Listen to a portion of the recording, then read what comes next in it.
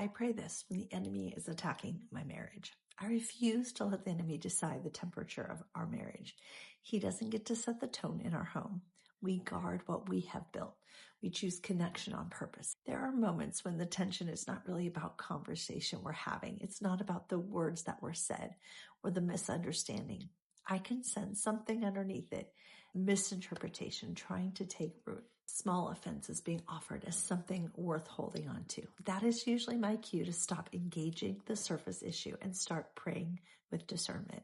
Division can show up through assumptions, through unresolved hurt, through fatigue or isolation, the temptation to protect myself instead of staying connected. I remind myself that my spouse is not the opponent, the devil is. He tries to get a foothold in our marriage. He doesn't want us to flourish or to be an effective family unit. Scripture tells us that we do not wrestle against flesh and blood. That matters in marriage, because if I misidentify the battle, I will fight for the wrong person. Prayer recenters the perspective. It pulls me out of the reaction and back into alignment. It helps me respond with wisdom instead of defensiveness.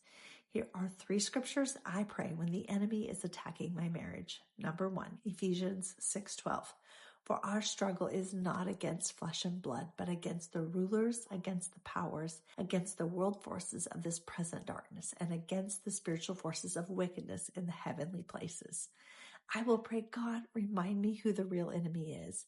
Help me not to turn against the person you've joined me to. Give me clarity when emotions are stirred so that I do not fight the wrong battle. Number 2, Ephesians 4:26-27. Be angry, yet do not sin. Do not let the sin go down on your anger, and do not give the devil an opportunity. I will pray, Lord, show me where the doors have been left open, where words, attitudes, or delays in dealing with things have created space that doesn't belong. I choose to close every door on the enemy. Number 3, Colossians 3:14. Beyond all these things, put on and wrap yourselves in love, which is the perfect bond of unity.